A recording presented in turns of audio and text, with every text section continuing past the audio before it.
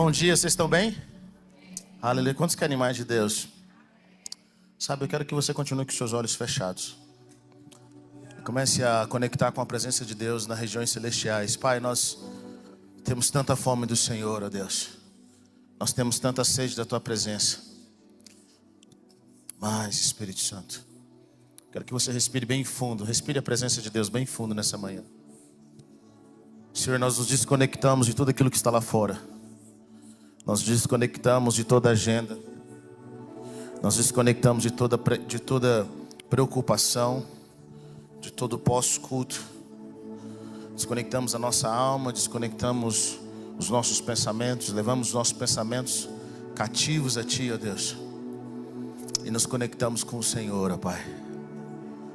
Senhor, nós Te respiramos. Nós Te respiramos, ó Deus. Nós respiramos o Senhor nessa manhã.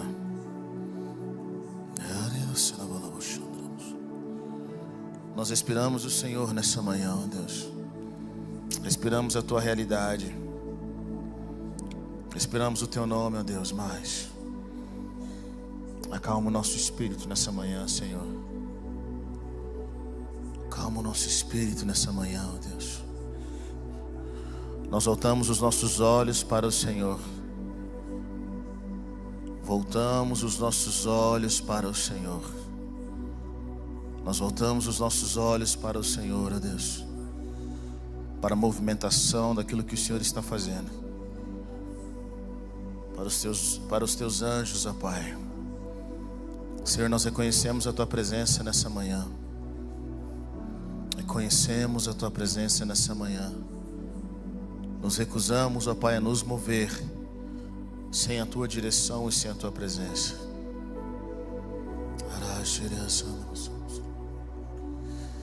Mais Espírito Santo, mais. Mais Espírito Santo. Mais Espírito Santo.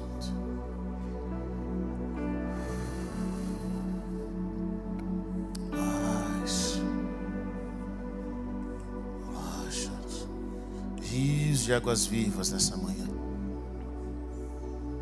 Rios de águas vivas nessa manhã. Rios de águas vivas nessa manhã. Rios de águas vivas. Nós Te inspiramos, Deus. Nessa manhã comece a respirar a atmosfera dos céus. Nós Te inspiramos, Deus. Acalmamos a nossa alma.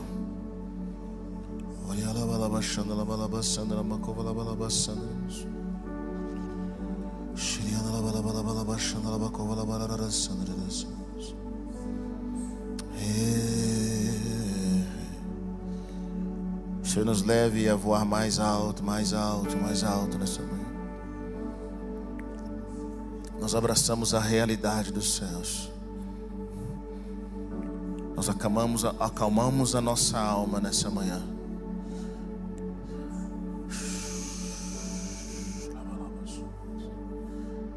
Acalmamos as vozes que nos conectam com o lado de fora da Tua presença. Dizemos, Senhor, é a Tua voz. A Tua voz. Eu oro nessa manhã para que o sangue do Cordeiro esteja nos nossos ouvidos, nos nossos olhos. Nós submetemos os membros dos nossos corpos. Nós submetemos a nossa alma e nosso espírito à Tua presença. Receba o nosso louvor, ó Pai. Receba o nosso louvor, Jesus. Tudo é para a Tua glória. Tudo é para a Tua glória.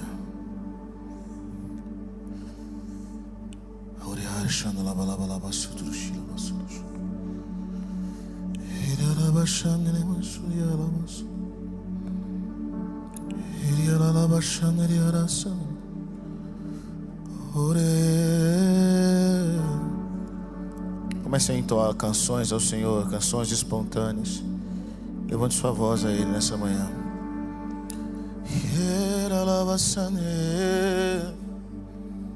Oh, cante a Ele uma nova canção nessa manhã. Deixe fluir do seu interior uma canção ao Senhor, uma nova canção nessa manhã.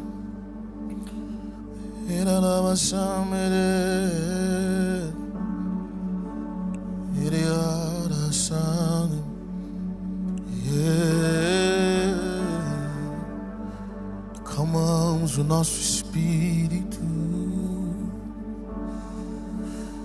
Jesus,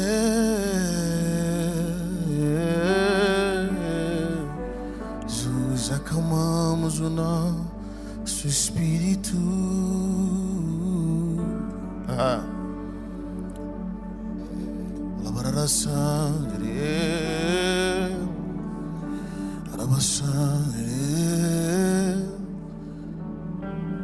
Mais Espírito Santo.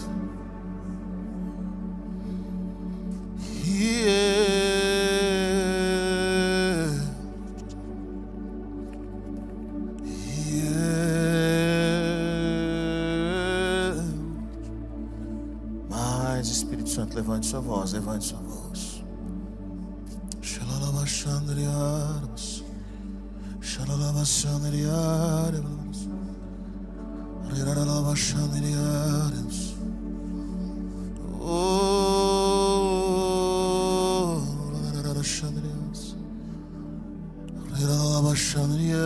Queremos mais, queremos mais, queremos mais, mais. Vento do Espírito sopra nessa manhã.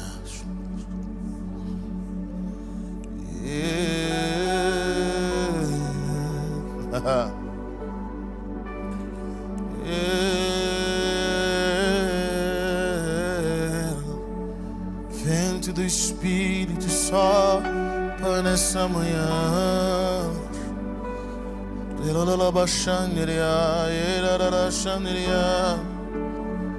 Oh, vento do Espírito sopra nessa manhã.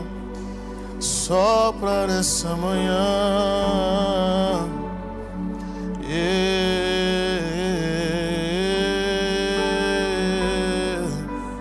Mas ative seu espírito, não fique passivo nessa manhã. Ative seu espírito, abra sua boca, abra sua boca, abra sua boca. Comece a exaltá-lo nessa manhã. Jesus, Jesus, Jesus, Jesus, Jesus. Nome acima de todo nome, nome acima de todo nome, nome acima de todo nome, nome acima de todo nome, nome acima de todo nome. Todo joelho se prostra, todo joelho se prostra, toda língua confessa que Ele é, que Ele é, que Ele é, que Ele é.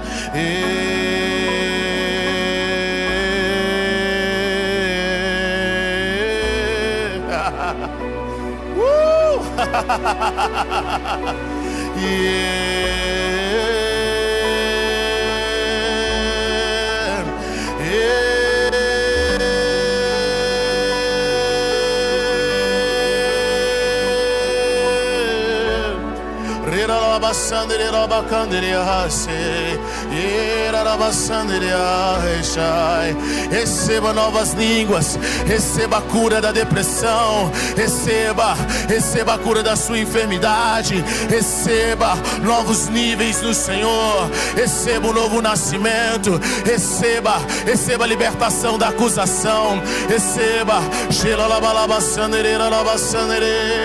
Ele vem, Ele vem, Ele vem, Ele vem, Ele vem, Ele vem.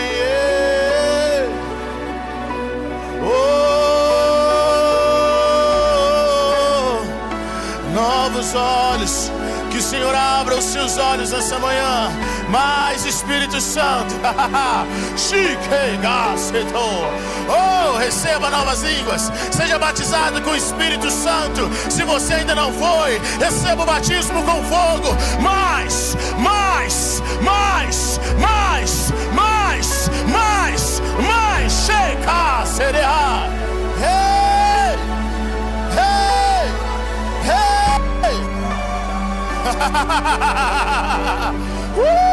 Shekalas, ye kalabasandere hasute, shiera la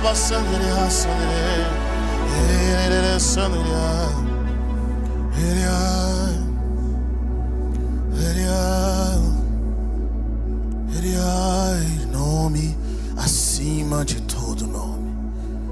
Nome acima de todo nome. Jesus. Jesus. Jesus. Jesus. Jesus. Jesus. Jesus. Jesus. Oriara baixando lá vamos. Oriara shamem. Oh.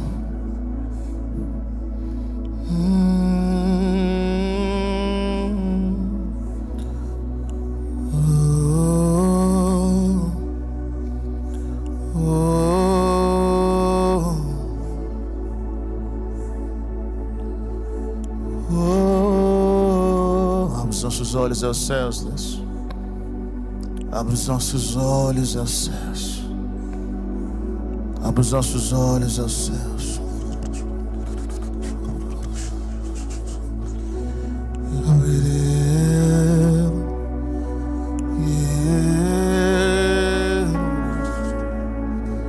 Quando o Senhor vem, a terra estremece, os ventos obedecem, os anjos cantam.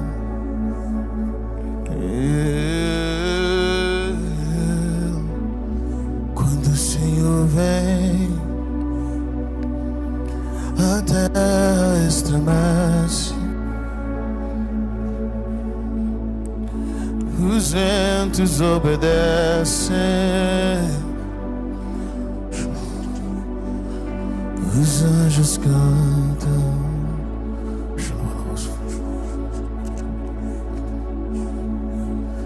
Quando o Senhor vem, a terra estremece, os ventos obedecem, os anjos cantam. Quando o Senhor vem, a terra estremece, os ventos obedecem, os anjos cantam. Quando o Senhor vem, a terra estremece, os ventos obedecem, os anjos cantam.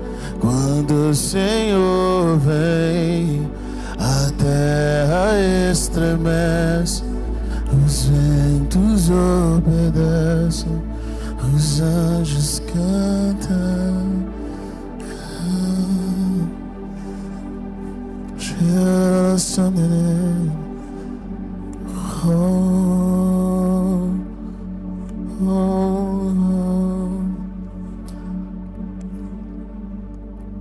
Pai, nós te amamos essa manhã e nós glorificamos o nome do teu santo Filho Jesus, o nome acima de todo nome, o nome que faz os céus e a terra tremerem. Esse nome expulsa a enfermidade, esse nome expulsa demônios, esse nome traz a realidade dos céus sobre nós. Senhor, nós nos recusamos a nos movimentar sem a tua presença. Nós nos recusamos, Senhor Deus, estarmos longe de quem o Senhor é. Nós oramos para que a realidade dos céus esteja sobre nós essa manhã, que a realidade da tua presença esteja sobre nós essa manhã, em nome de Jesus. Aleluia, aleluia, aleluia. Continue com o seu coração em espírito de adoração. Abra sua Bíblia comigo em João capítulo 4.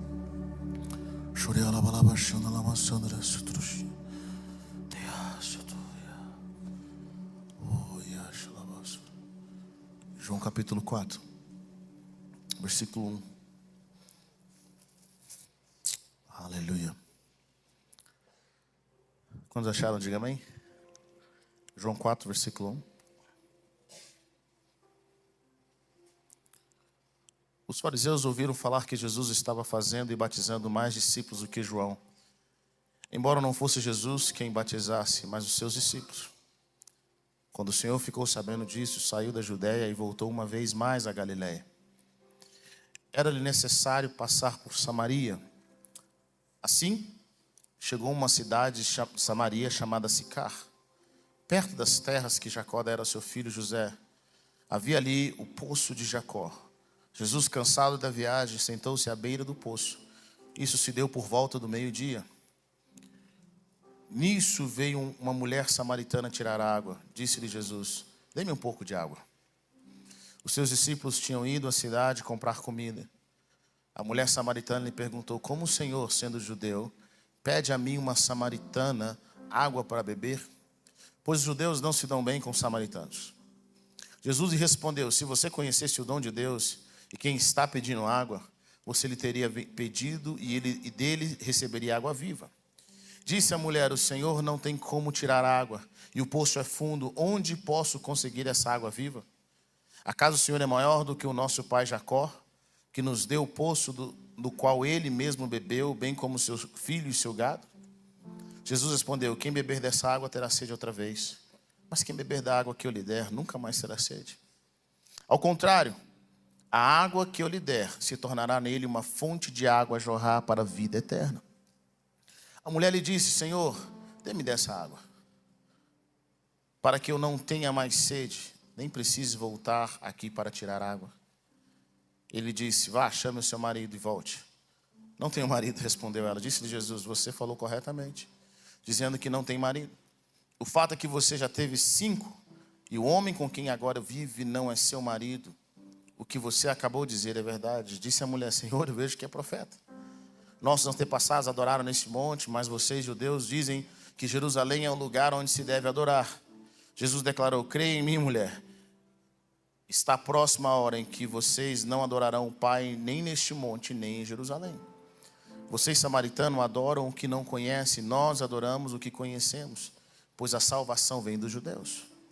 No entanto, está chegando a hora, de fato já chegou, em que os verdadeiros adoradores adorarão o Pai em espírito e em verdade. São estes os adoradores que o Pai procura. Deus é espírito e é necessário que os seus adoradores o adorem em espírito e em verdade. Disse-lhe a mulher: eu sei que o Messias, chamado Cristo, está para vir. Quando ele vier, explicará tudo para nós. Então Jesus declarou: eu sou o Messias, eu que estou falando com você. Aleluia. Amém? Eu amo essa passagem porque é uma passagem bem interessante de Jesus, de forma intencional, guiado pelo reino de Deus. Ele tem que passar por Samaria, porque Jesus tinha um encontro com essa mulher. A Bíblia não diz qual é o nome dessa mulher, nós conhecemos ela como a mulher samaritana, mas é uma história marcante, porque Jesus, alguém que estava fazendo tantos milagres, tantos sinais, ele se encontrava com uma multidão de tempos em tempos, andava com seus 12 discípulos, que às vezes eram como se fossem os seus guarda-costas. Mas Jesus tinha momentos em que ele encontrava com pessoas no caminho, ele tinha um encontro marcado com uma certa pessoa. E a Bíblia diz que era necessário passar por essa cidade. Jesus queria passar por essa cidade, porque ele tinha um encontro com essa mulher. Essa mulher tinha um encontro com Jesus, mas ela não sabia. Mas Jesus já tinha um encontro com ela. Quantas vezes Deus tem um encontro com a gente e nós não sabemos? E Ele nos encontra no nosso dia a dia, Ele nos encontra no nosso ordinário. Essa mulher estava tirando água. Mal sabia que aquele dia que ela ia naquele poço, ela ia ter um encontro com Jesus e a vida dela ia ser mudada para sempre. Sabe, nós estamos na nossa jornada, nós estamos fazendo o nosso dia a dia e Deus simplesmente nos encontra naquilo que nós estamos fazendo. E naquele momento em que a Bíblia diz que Jesus estava cansado, diga comigo, Jesus estava cansado. Jesus aproveitou até o seu cansaço para ter um encontro com aquela mulher. Quantas vezes Deus usa o nosso cansaço para transformar a vida de alguém? Quantas vezes Deus usa o nosso dia a dia? Ele senta naquele poço e ele tem um encontro com aquela mulher. E ele cansou ali, e ele conversa com aquela mulher, e ele pede para que ela lhe dê água. E aquela mulher assustou, porque havia uma rixa entre os judeus e os samaritanos. Ela fala: como que você, um homem, pede a mim, uma mulher samaritana, água? E Jesus fala assim: se você conhecesse o dom de Deus, e quem está pedindo água você pediria água viva. E aquela mulher começa a entrar em um assunto da sua realidade, sabe? Ela começa a entrar defendendo os samaritanos, defendendo aquele poço, porque aquele poço era um poço que Jacó tinha dado a José. Era o poço que Jacó alimentou naquele poço. Imagine o valor histórico, o valor sentimental, o valor espiritual que aquele poço carregava. Poxa, aquele poço foi cavado, foi tirado por Jacó.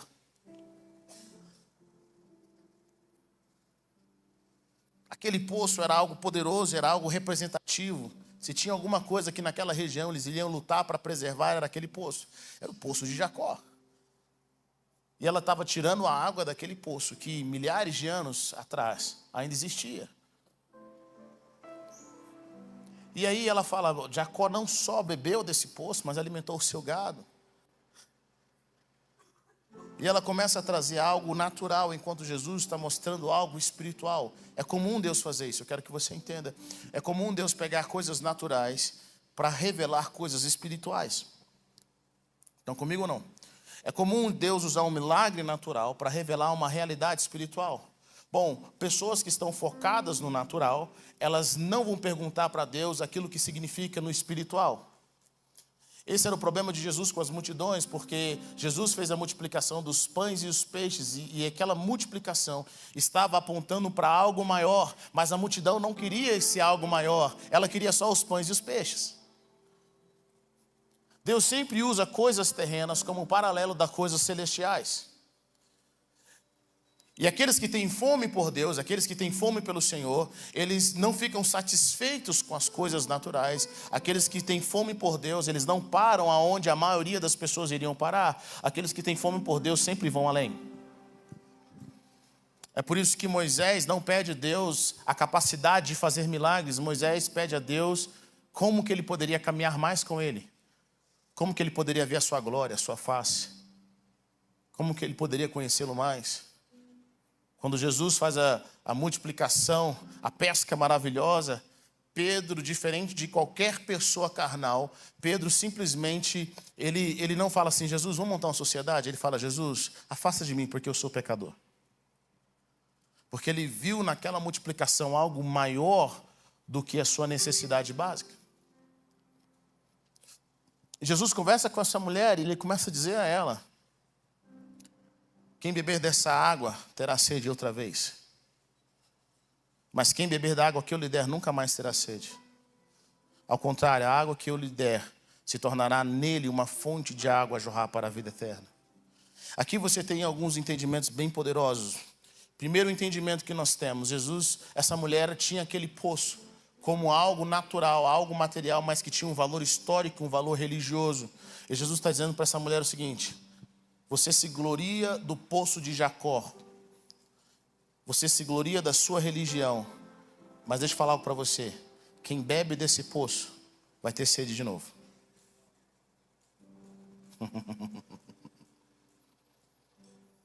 Quem bebe do poço da religião tem sede de novo. Quem bebe das coisas naturais vai ter sede de novo.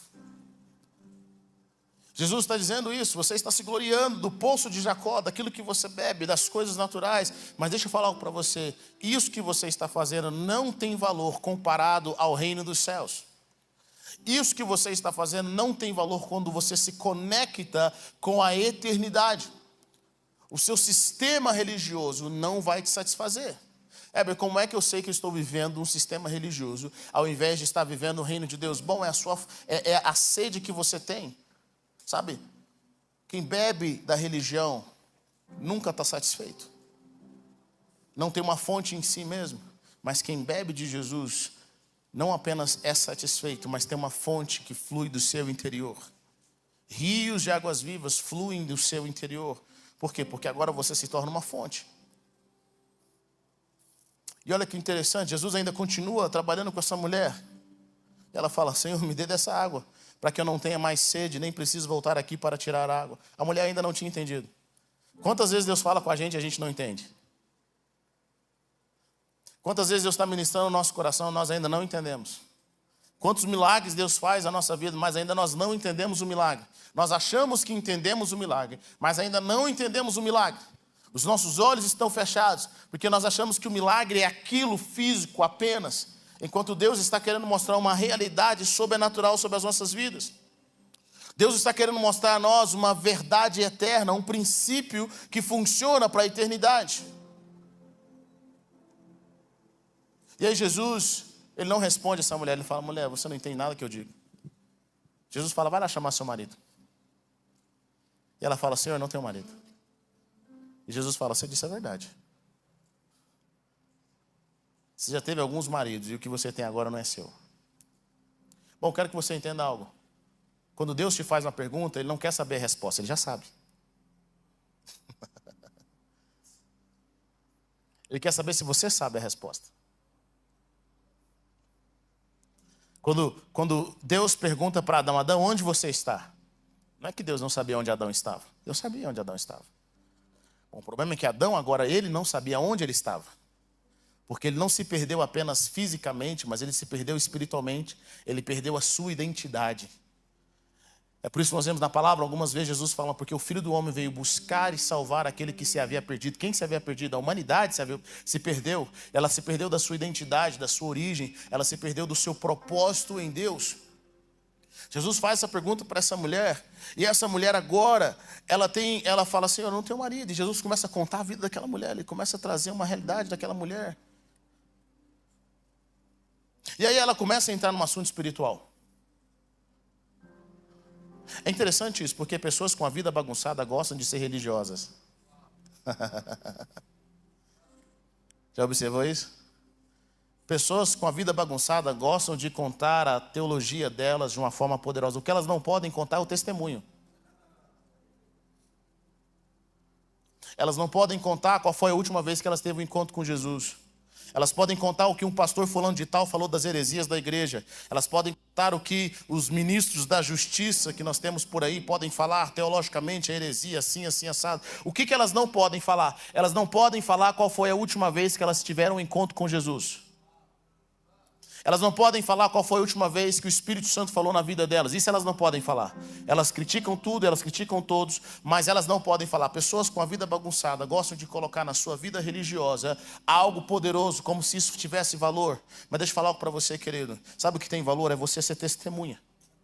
E a testemunha só pode falar aquilo que viu, ouviu ou que presenciou. Se você não pode falar isso, significa que você está desconectado dos relacionamentos do reino.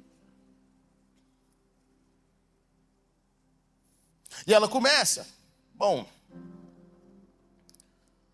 ela fala: veja que você é profeta. Você contou a minha vida. Ela começa: nossos antepassados adoraram neste monte, mas vocês, judeus, dizem que Jerusalém é o lugar onde se deve adorar. Ela quer mostrar uma certa religiosidade. Ela quer mostrar que aquele lugar onde ela estava, aquele monte onde ela estava, era um lugar de adoração. Aí Jesus já começa falando para ela como judeu. Eu acho isso incrível. Ele fala: mulher, deixa eu falar uma coisa para você. Está chegando a hora em que vocês não adorarão o Pai nem nesse monte, nem em Jerusalém. Vocês, samaritanos, adoram o que não conhecem. Nós adoramos o que conhecemos, pois a salvação vem dos judeus. No entanto, está chegando a hora, de fato já chegou, em que os verdadeiros adoradores adorarão o Pai em espírito e em verdade. São esses os adoradores que o Pai procura. Jesus é espírito e é necessário que os seus adoradores o adorem em espírito e em verdade. Olha que interessante isso daqui. Jesus está falando algo bem poderoso para essa mulher. Ele está dizendo o seguinte: vocês, samaritanos, adoram o que não conhecem. Quantas pessoas estão na igreja e elas não adoram o que não conhecem?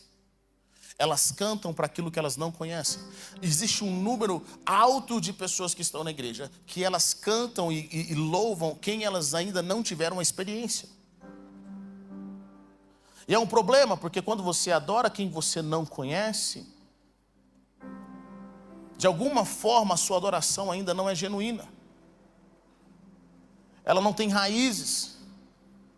E no reino de Deus nós somos chamados como filhos para conhecer o nosso Pai Celestial.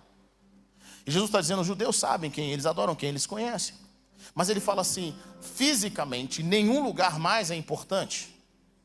Nenhum lugar mais é importante. Por quê? Porque está chegando a hora, e já chegou, em que os verdadeiros adoradores adorarão o Pai em espírito e em verdade. Sabe, eu amo a tradução que diz: os verdadeiros adoradores adorarão ao Pai na realidade espiritual. O que isso significa? E Jesus explica isso, ele fala, por quê? Porque o Deus é Espírito, o Pai é Espírito, e é importante que nós, adoradores, é necessário que os adoradores o adorem em espírito e em verdade, ou seja, na realidade do Pai. Significa que quando Deus estabeleceu um local de adoração, fisicamente falando, em Israel, quando Deus estabeleceu um lugar de adoração, um templo, para o judeu é muito importante o local de adoração. É por isso que eles querem reconstruir o templo. É importante um lugar de adoração. Local de adoração na Bíblia é extremamente importante. E essa mulher, a discussão dela era válida. Onde que se deve adorar? Qual é o local que se deve adorar? Não é em qualquer lugar. E Jesus está falando, está chegando a hora, e já chegou na realidade, é agora, em que todas essas coisas do natural, na verdade, elas são sombras do espiritual. Vocês estão comigo ou não? Essas coisas naturais, elas são sombra do espiritual. Por quê? Porque Deus se move numa outra realidade. A ideia do judeu em adorar a Deus é: eu saio da minha casa e vou ao templo, eu vou ao monte de Deus para adorar. Eu adoro ao Senhor em um local. É a mesma perspectiva nossa de hoje. O que significa isso? Eu saio do reino físico e entro na dimensão espiritual para adorar o Senhor. Por quê? Porque é na dimensão espiritual que Deus está.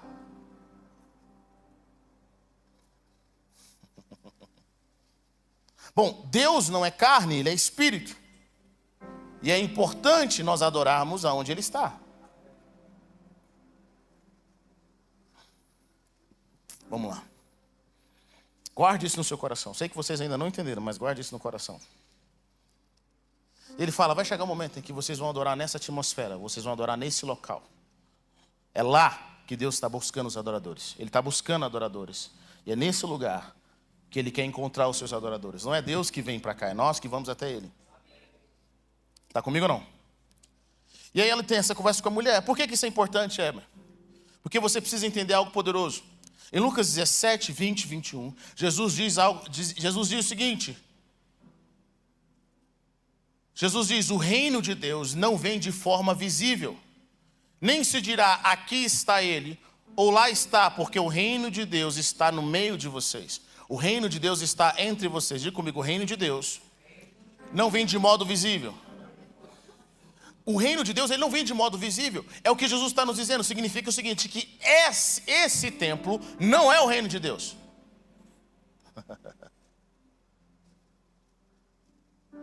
O lugar físico não é o reino de Deus. O reino de Deus é invisível. Diga comigo, invisível. Então, ter uma carteira de membro não te torna membro do reino de Deus. Vamos de novo. Ser voluntário nessa igreja não te torna membro do reino de Deus. Fazer classe em nossa história não te torna membro do reino de Deus. Esse local não é o reino de Deus. Por quê? Porque o reino de Deus é o quê? Diga comigo, o reino de Deus é invisível. Bom, então se o reino de Deus é invisível,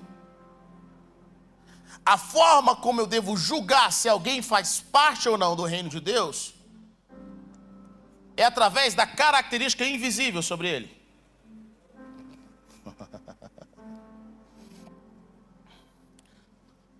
Significa que se eu ando de acordo com a vida de Cristo, se eu estou em Jesus, se eu tenho o fruto do Espírito na minha vida, eu estou no reino de Deus.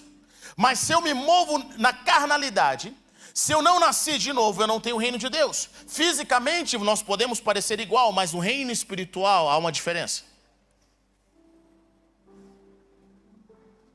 É por isso que quando Jesus ministrava, ele ministrava com autoridade. Porque o reino invisível estava dando suporte para o seu cidadão.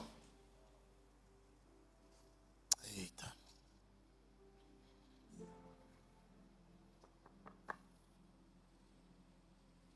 O reino de Deus é invisível. Diga para a pessoa que está perto de você, o reino de Deus é invisível. Jesus está falando, não adianta você falar, olha, aquele lá é um lugar santo. Aquele monte é um monte onde a presença de Deus se manifesta mais. Jesus está falando, o reino de Deus é invisível. Pessoas que caminham no reino, elas carregam o reino de Deus onde quer que elas vão. O reino responde quando elas oram. O reino de Deus se manifesta, a presença de Deus vai com eles. O reino de Deus é invisível. Enquanto nós, como igreja, estivermos conectados com o reino, esse lugar é um lugar onde Deus sempre vai se manifestar. No dia em que nós começarmos a desviarmos do reino, sabe o que acontece? Deus não se manifesta aqui, porque Ele não está preso à parede, Ele está preso àquilo que nós carregamos aqui. Ao nosso coração. Quando nós nascemos de novo, Jesus fala ao poderoso em Nicodemos. No capítulo 3, antes da conversa com essa mulher, Jesus está conversando com Nicodemos. Ele fala o seguinte, quem nasce da água e do Espírito entra. Quem nasce da água e do Espírito entra no reino dos céus. Nós entramos no reino dos céus quando nós nascemos da água e do Espírito. Quando nós nascemos de novo.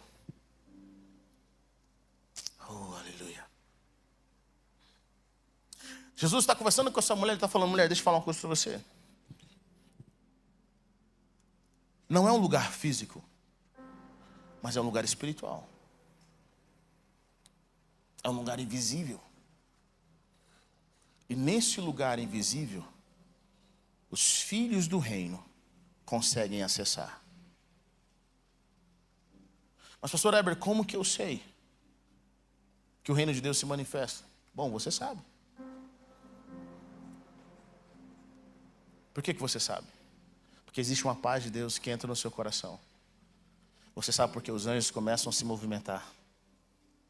Você sabe que porque quando você adora, a atmosfera ao seu redor muda. O reino de Deus, ele é invisível. Mas é impossível você ter relacionamento com o invisível de Deus e as pessoas não perceberem no físico que você teve um encontro com Jesus. Não é naquilo que você fala apenas. Mas alguém que teve um encontro com o invisível de Deus, alguém que teve um encontro com o reino espiritual de Deus, ele carrega algo de Deus, que é a atmosfera ao seu redor, ela conta. Vocês estão comigo ou não? A atmosfera ao seu redor conta. Em Mateus capítulo 28, versículo 19, eu amo o que Jesus diz. Portanto, vão e façam discípulos entre pessoas de todas as nações, imergindo-os na realidade do Pai, do Filho e do Espírito Santo, ensinando-os a obedecer a tudo que lhes ordenei. E lembre-se, estarei sempre com vocês até o fim dos tempos. Jesus diz para nós temos um desafio. Qual que é o nosso desafio? Nós devemos ir e imergir as pessoas na realidade do Pai, na realidade do Filho e na realidade do Espírito Santo. Nós conhecemos essa passagem no tradicional como um batismo. Eu te batizo no nome do Pai, do Filho e do Espírito Santo. Mas eu amo essa versão judaica. Por quê? Porque é muito mais do que simplesmente ter 3 palavras mágicas enquanto alguém está descendo as águas. Olha, eu te batizo em nome do Pai, do Filho e do Espírito Santo. Não, querido, nós somos chamados a imergir na realidade do Pai. Deus tem a sua realidade. O Filho tem a sua realidade.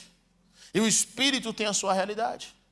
Quando você nasce de novo, você encontra no reino dos céus essas dimensões. A dimensão do Pai, a dimensão do Filho e a dimensão do Espírito Santo. E uma vez que você entra nessas dimensões, a sua mentalidade muda um pouco. Você entra de novo em outra dimensão, ela muda mais um pouco. E você entra na terceira dimensão, ela muda mais um pouco. E depois você volta para a primeira dimensão. Deus vai começar a revelar coisas profundas. São dimensões espirituais. Que quem entra lá, sabe quem entra? Quem nasceu de novo. Quem é cidadão do reino. Quem entende das coisas espirituais. O apóstolo Paulo fala em 1 Coríntios capítulo 2, versículo 12. Nós, porém, não recebemos o Espírito do mundo, mas o Espírito procedente de Deus, para que entendamos as coisas que Deus nos tem dado gratuitamente. Delas também falamos, não com palavras ensinadas pela sabedoria humana, mas com palavras ensinadas pelo Espírito, interpretando verdades espirituais para os que são espirituais. Olha que interessante. As verdades espirituais só podem ser interpretadas por aqueles que são espirituais. Quem não nasceu de novo, quem não tem o Espírito não pode entender. Vocês estão comigo ou não?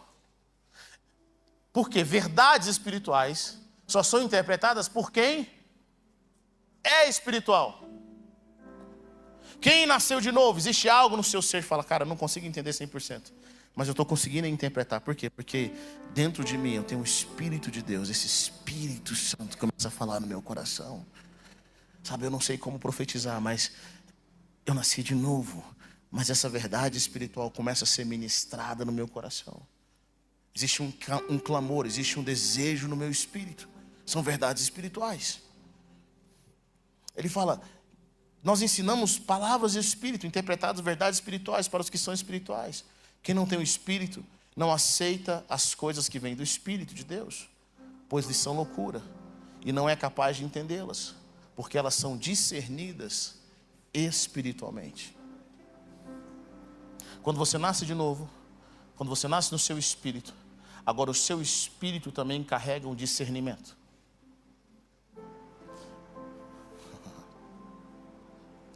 Deixa eu explicar algumas coisas para você.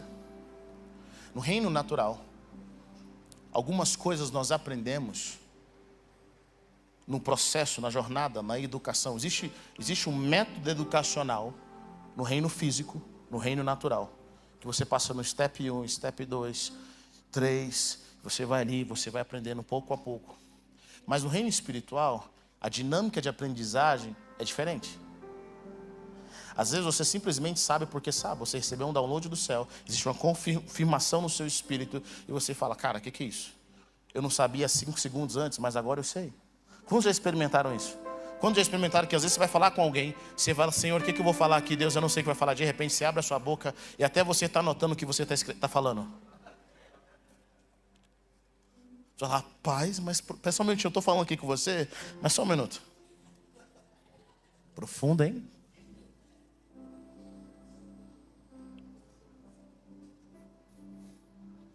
Tem hora que eu estou conversando com pessoas e naquele momento eu sei que não sou eu mais. Existe algo no meu espírito, algo que foi trazendo um download. Eu pego aqueles exemplos depois e anoto.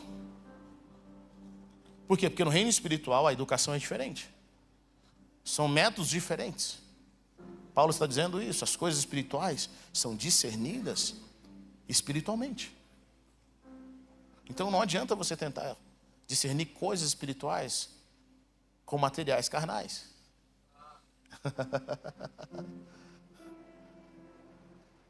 Não adianta. Mas isso só acontece, sabe com quem? Com aqueles que nasceram de novo. Aqueles que são cidadãos de um reino invisível. Aqueles cujo espírito diz, no seu espírito, testificam no espírito deles, que eles são filhos de Deus. O apóstolo diz algo poderoso, nos apóstolos fala que o reino de Deus não é comida, ele não é bebida.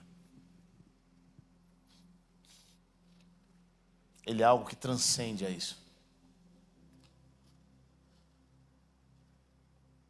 Mas quem é espiritual discerne todas as coisas, e ele mesmo, por ninguém, é discernido.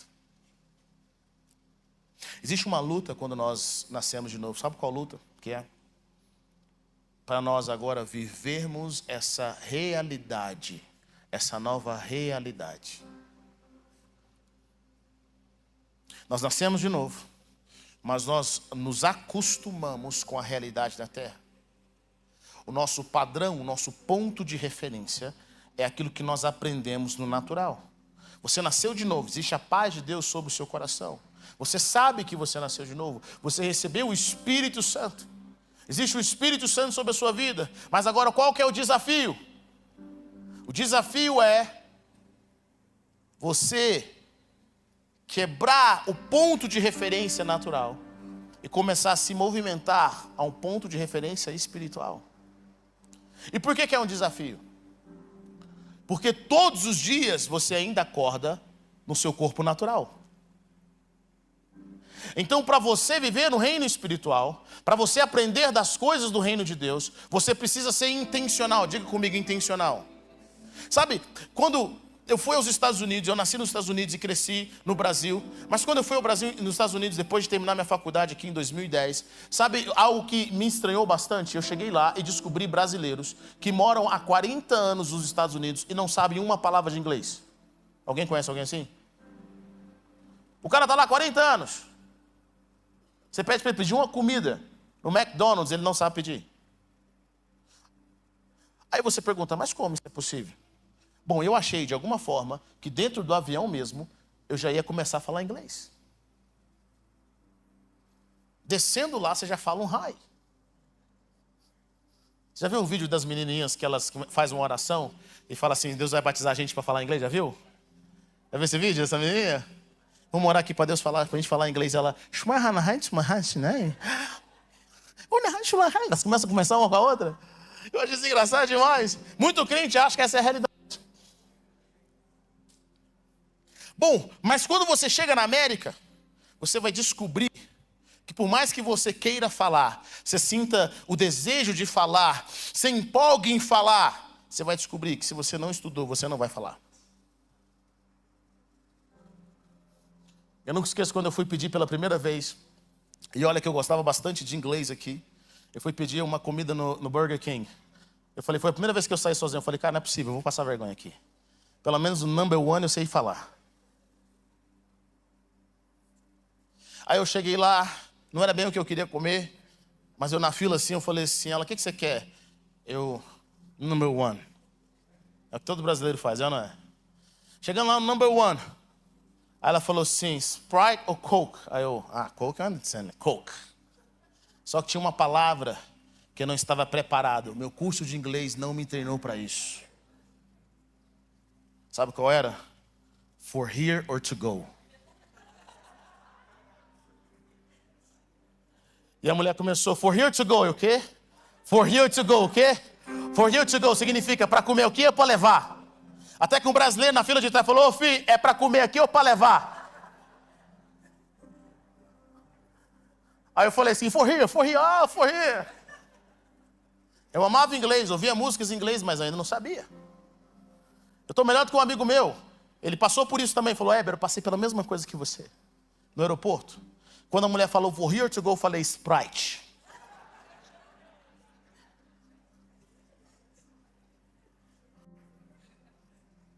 Sabe, você pode morar anos em um país, e se você não for intencional, você não vai aprender nada. Se você não for intencional em aprender aquela língua. Bom, nós nascemos no ambiente natural. Agora nós temos um desafio. Qual é o desafio? Nós temos o desafio de viver na nossa nova pátria. De viver no reino invisível. De nos conectar com aquilo que Deus pode fazer através das nossas vidas. É um desafio. Isso é intencionalidade. Nós vamos gastar tempo ali. Tempo ali. E posso dizer algo? Mesmo você tendo todas essas promessas de Deus, todo o Espírito de Deus, demora um tempo para sua mente ser transformada. Existe um período para sua mente ser transformada. Eu vou contar uma história para vocês, uma história bem antiga. A história da águia que foi criada no galinheiro. Alguém já ouviu essa história? Era uma vez um camponês que foi à floresta vizinha apanhar um pássaro, a fim de mantê-lo cativo em casa. Conseguiu pegar um filhote de águia, colocou-o no galinheiro junto às galinhas, cresceu como uma galinha. Depois de 5 anos, esse homem recebeu em sua casa a visita de um naturalista. Enquanto passeava pelo jardim, disse o naturalista, esse pássaro aí não é uma galinha, é uma águia. De fato, disse o homem, é uma águia. Mas eu a criei como galinha. Ela não é mais águia. É uma galinha como as outras. Não, retrucou o naturalista. Ela é e sempre será uma águia. Pois tem um coração de águia. Este coração a fará um dia voar às alturas. Não, insistiu o camponês. Ela virou uma galinha e jamais voará como águia. Então decidiram fazer uma prova. O naturalista tomou a água, ergueu-a bem alto e, desafiando-a, disse: já que você de fato é uma águia, já que você pertence ao céu e não à terra, então abra suas asas e voe. A águia ficou sentada sob o braço estendido do naturalista, olhava distraidamente ao redor, viu as galinhas lá embaixo, ciscando os grãos, e pulou para junto delas. O camponês comentou: eu lhe disse, ela virou uma simples galinha. Não, tornou a insistir o naturalista, é uma águia. E uma águia sempre será uma águia. Vamos experimentar novamente amanhã. No dia seguinte, o naturalista subiu com a águia no teto da casa. Sussurrou-lhe: águia, já que você é uma águia, abra suas asas e voe. Mas quando a águia viu lá embaixo as galinhas ciscando no chão, pulou e foi para junto delas. O camponês sorriu novamente. Eu havia lhe dito, ela virou uma galinha. Não, respondeu firmemente o naturalista, ela é águia e possui sempre um coração de águia. Vamos experimentar ainda uma última vez. Amanhã a farei voar. No dia seguinte, o naturalista e o camponês levantaram bem cedo. Pegaram a águia, levaram-na para o alto de uma montanha. O sol estava nascendo e dourava os picos da montanha. O naturalista ergueu a águia para o alto e ordenou-lhe: águia, já que você é uma águia, já que você pertence ao céu e não à terra, abra suas asas e voe. A águia olhou ao redor. Temia como se experimentasse nova vida, mas não voou. Então o naturalista segurou-a firme bem na direção do sol, de sorte que seus olhos puderam se encher de claridade e ganhar as dimensões do vasto horizonte. Foi quando ela abriu suas potentes asas, ergueu-se soberana sobre a si mesma e começou a voar para o alto e a voar cada vez mais alto. Voou e nunca mais retornou. Sabe, querido, quando você nasce de novo e você fica perto do galinheiro onde você costumava frequentar, Deus quer te levar para longe. Deus fala: você agora é água, você não é mais galinha. Você fala: mas tem um cheiro de cebola do Egito aqui, rapaz. A galera te liga para a festa, você nasceu de novo, no seu coração clama por Deus, mas você vai. E aí Deus vem, pessoas te encorajam: você não é mais desse mundo, você nasceu para fazer coisas extraordinárias em Deus. E aí você vê a galera no Instagram e fala: vou voltar para lá. Você volta a ciscar de novo. Aí Deus te dá mais uma chance, Ele te tira daquele ambiente, vou te colocar num lugar um pouquinho mais alto. Ele fala: você não nasceu mais para isso, você não frequenta mais esses lugares, você nasceu para encontrar Deus, você faz parte do reino espiritual, você faz parte das coisas de Deus, Deus tem voos mais altos para você. E aí você fala: amém, glória a Deus. Você treme na igreja, Deus fala com você, é uma palavra profunda. Mas na segunda-feira você vê de novo as galinhas, as suas amigas. Sem trocadilho, tá, irmãos? Você vê de novo e você fala: rapaz, está todo mundo ciscando lá. Parece que dessa vez o milho é melhor. E Deus fala: você não nasceu para isso, você nasceu para coisas diferentes. Aí você olha, você até pensa: sempre fui diferente mesmo, mas eu acho que eu sou uma galinha. Mas sabe de uma coisa, querido? Deus não desiste de você. Deus não desiste de você. Ele sabe o que Ele colocou dentro do seu coração. Ele sabe que o seu espírito clama por mais. E sabe o que eu percebo? Para muitos de vocês, Deus está levando vocês a uma montanha no qual vocês não podem voltar mais para o galinheiro.